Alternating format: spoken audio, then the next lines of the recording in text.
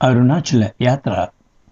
The following is a report of the pilgrimage that Eric Ford, James Hartel, Arthur Coucouvitis, Meena Shah, Janet Rubinson, V.K.Balachandar and Dennis Hartel of the USA and Dr.Anil Sharma, Vijaya Sharma and Dr.Wally, Shishkov of Canada had the good fortune to participate in. Although the plans for the pilgrimage came from Arunachala Ashrama here in the West, they were wholeheartedly taken up and implemented by devotees in India. At 7:30 p.m. on Thursday, 29th of August 1996, 74 pilgrims boarded the Pandyan Express in Madurai for a 3-day journey which culminated at the inner sanctum of the Arunachala Temple in Tiruvannamalai. All these pilgrims, earnest devotees of Sri Ramana Maharshi, were observing the occasion of the 100th anniversary of the sage's advent at Arunachala, and all these devotees were highly inspired to travel the same route the youthful sage took when 100 years ago Sri Arunachala physically dragged the boy unto himself, crowned him Siddhapurusha, and enthroned him on his sacred slopes to reign as king of the yogis. The pilgrims, ages 13 through 80, gathered in Madurai, traveling from all corners of India, the USA, and Canada. The members of the Ramana Kendram in Madurai spent months meticulously working out every detail of the yatra, travelled every foot of the distance, anticipated every need of the devotees, and prepared for all possible contingencies. With the devoted assistance of Mr. A.S. Krishnamurti of the Southern Railway, all the amenities, assistance, and loving service we would have wanted to be extended to the lone Venkatraman 100 years ago were lavishly showered on us during this pilgrimage. The preparations made by the Madurai devotees and other devotees from places along the way were a transparent reflection of their unparalleled devotion to their master. The description that follows will undoubtedly fail to recount this holy yatra as it was in succeeding waves of devotion experienced in the hearts and minds of each and every pilgrim. Every one of the devotees whose punya karma carried them to Madurai to participate in this pilgrimage will certainly have their own story to tell, which, in all likelihood, will not correspond to the actual events of the yatra, but rather to their own personal experience of Bhagawan and how he walked with him or her, or how he absorbed him or her in divine remembrance. This summary can only outline some of the memorable events and scheduled programs. On the morning prior to our departure from Madurai, most all the pilgrims that had already arrived were taken to Tiruchuri by van. For some, it was the first visit to the Maharishi's birthplace. Puja was offered at the Bhuminatha temple and in the Sundaram Mandiram. Gifts were presented to the priest who resides in the Mandiram, and there were recitations of Sri Maharishi's works in a small room of his birth. Returning to Madurai and performing puja at the shrine in Ramana Mandiram, devotees began making their way to the railway station, which was less than a mile away. Throughout the yatra, the pilgrims' luggage, when not needed, was carried in a van that followed them all the way to Tiruvannamalai. A nominal fee was paid to the organizers in advance, and this amount covered all the expenses of the journey. Even some who were unable to pay the fee were welcome to join. The train left Madurai at 7:30 p.m. and was scheduled to reach Villupuram Junction at 3 a.m. Most of the devotees were accommodated in the last car of the train, which was especially reserved for the pilgrims. Soon after boarding, we were served meal boxes containing idlis, chutney, and bananas.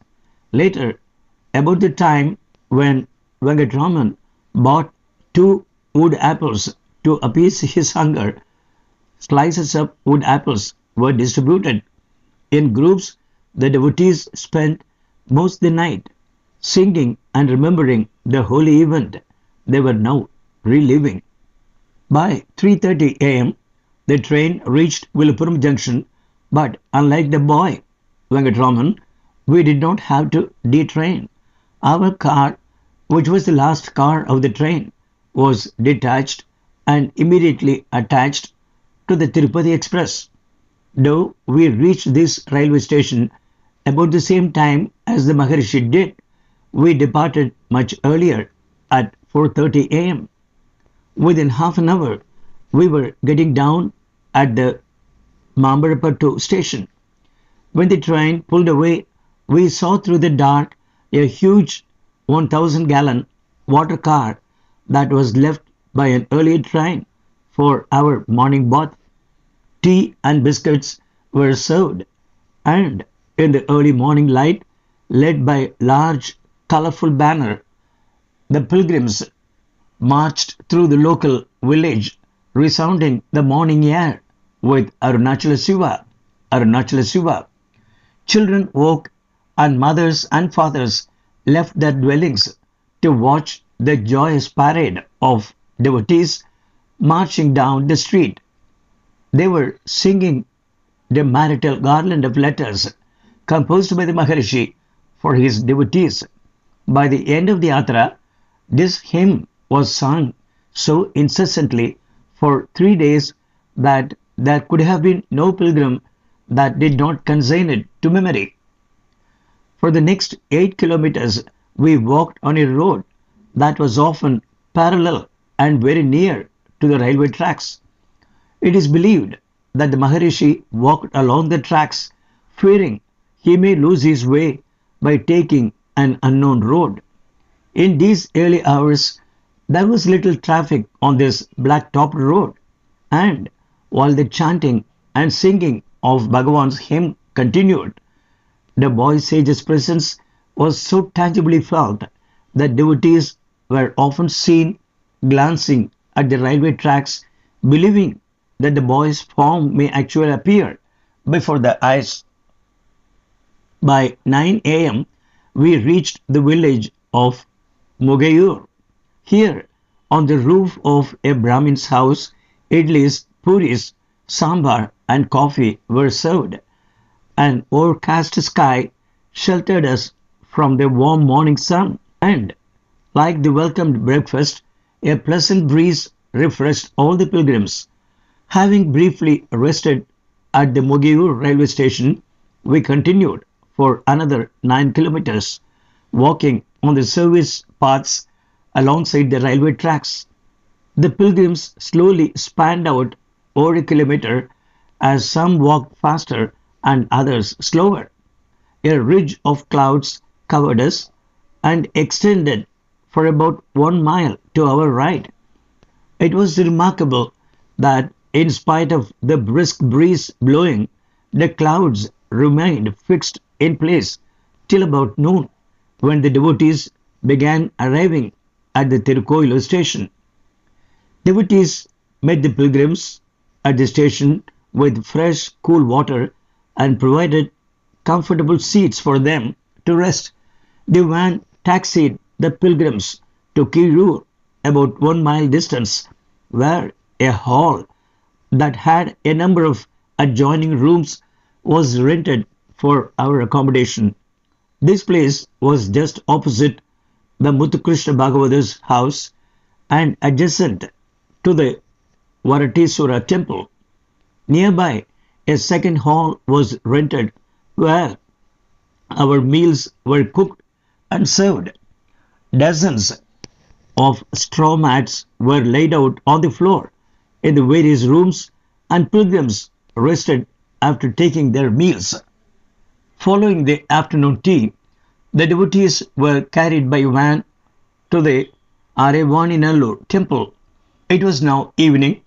Earlier in the day, elaborate flower garlands were brought from Sri Ramana Ashramam to adorn the sacred images of this ancient temple.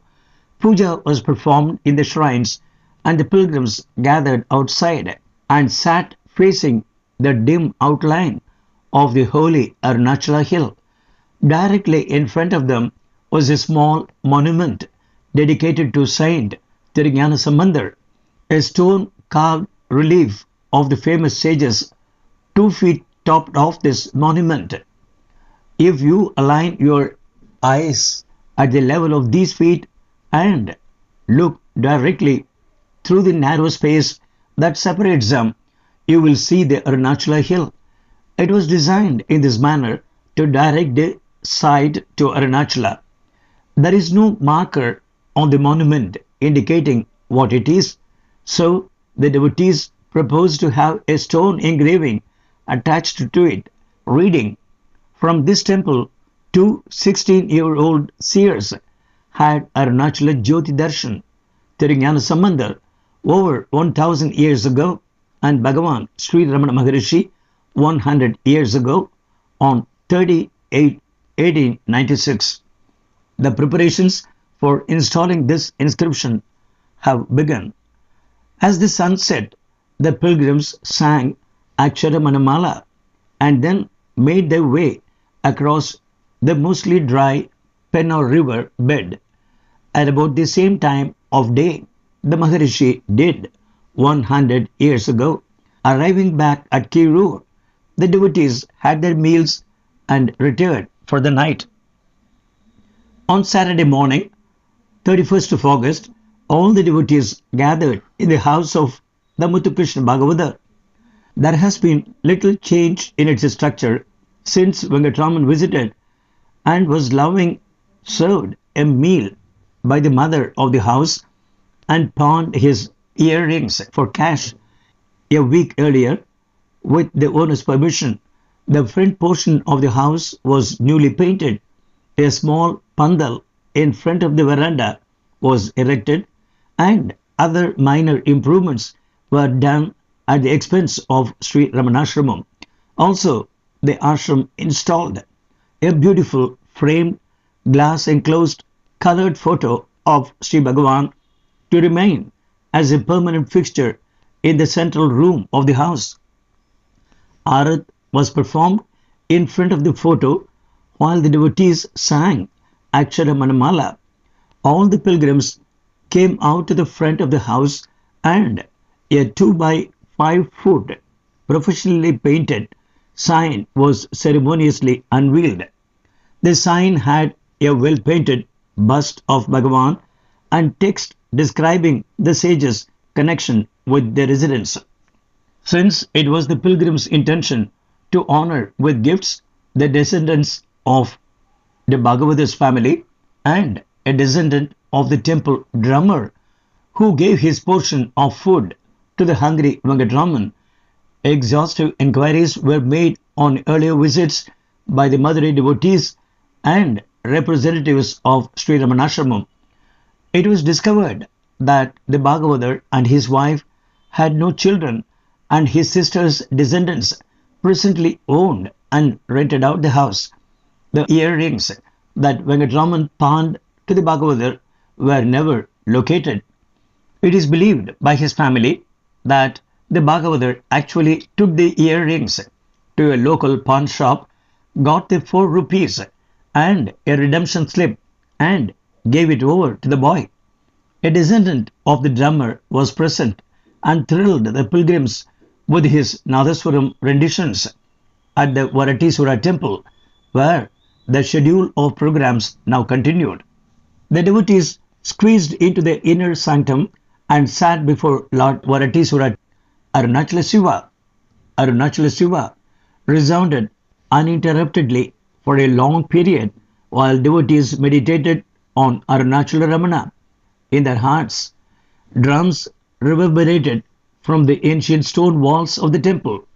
Nadaswaram was played, and all felt sanctified and elevated. Magnificent flower arrangements bedecked the image. Arad was performed and prasadam distributed. The pilgrims then moved to the mother's shrine. Sri Lalita Sahasranam Stotram was recited by the devotees and puja was performed. The whole temple united with the pilgrims' devotion and ascended in unison, enveloping the atmosphere in a vibrant divine presence.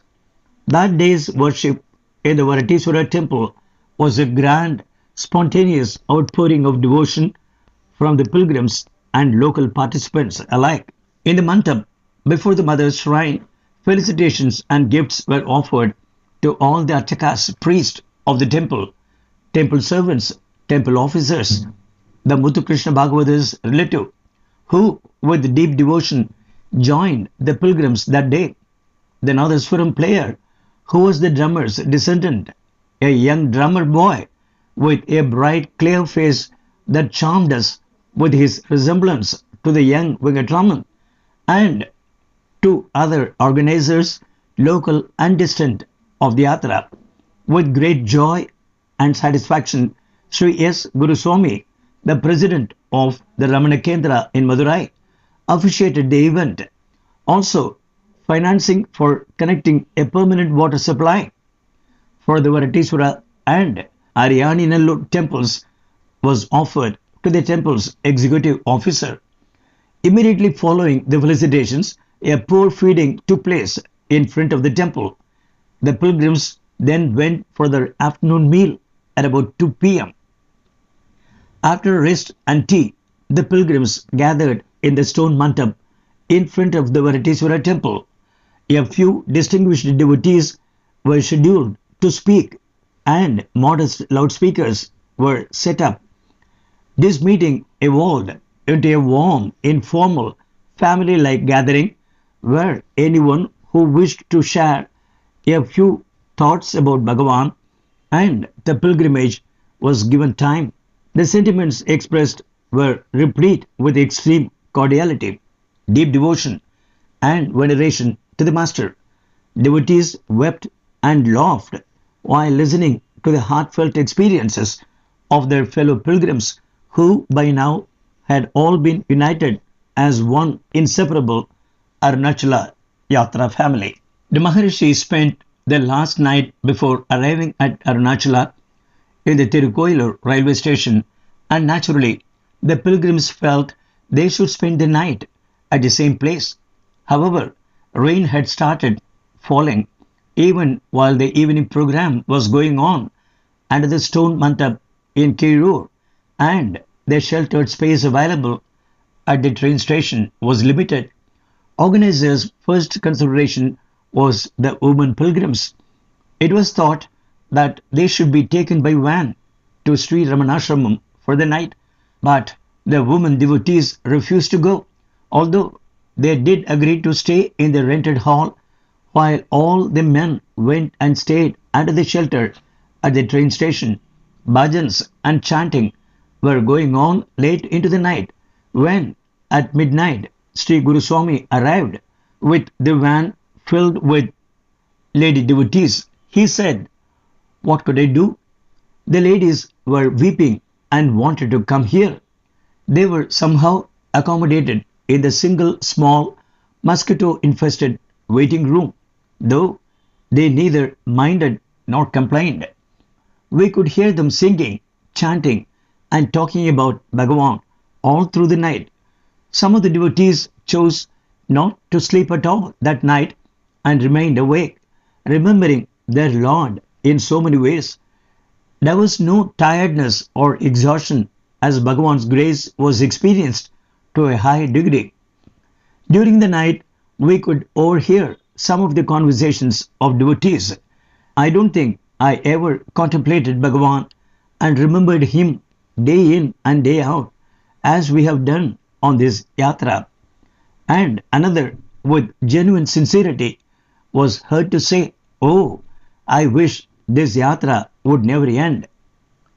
This was the sentiments of many of the pilgrims as the train pulled into the Tiruvannamalai station at 6:30 a.m. on Sunday, 1st of September 1996. Arunachala Shiva, Arunachala Shiva resounded in a chorus from the pilgrims arriving by train, and this was echoed back by a large group of devotees gathered to receive them. The president of Sri Ramana Ashramam, Sri V.S. Ramanan, his father Swami Ramanananda Saraswati, and others warmly embraced the pilgrims as sincere devotion welled up and rained down from the eyes of the devotees. Ramana Arunachala had reached his destination. Amidst the chanting and emotion, Swami Ramanananda unveiled the engraved stone slab installed in the station describing the sage's arrival 100 years ago.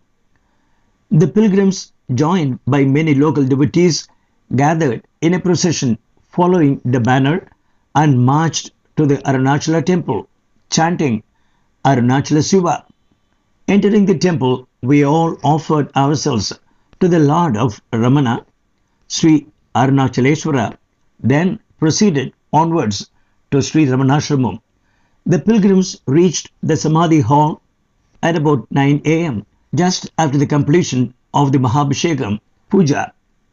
Wall to wall, the hall was tightly packed with the devotees, but the pilgrims, following behind the banner, somehow entered and merged into the crowd, like a river merging into the ocean.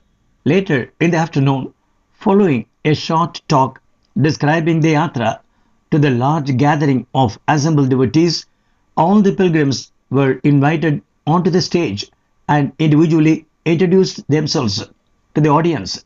Sri S. Guruswami presented a special commemorative gift to Mr. A. S. Krishnamurti of the Southern Railway. In addition to assisting the yatra organizers in every possible way, he was responsible for having commemorative stone engravings describing the Maharishi's journey installed at all the railway stations where the young sage alighted while en route to Arunachala. Sri V.S. Ramanan was formally honored for his assistance and guidance in connection with the yatra. Sri V.S. Ramanan presented a commemorative coin and ribbon to Sri N. Somasundaram of the Madurai Ramana Kendra in recognition of his untiring service to devotees. Concluding, Sri Somasundaram was requested to lead the pilgrims in the chanting of Arunachala Shiva, just as he had led them all throughout the pilgrimage. What had transpired in a span of 60 hours will remain an unforgettable memory, kindling the flame of devotion and dedication in the hearts of all those blessed devotees who followed in spirit and word the sacred path to the holy hill of the beacon light, as lived and taught by the sage of Arunachala, Sri Ramana Maharshi.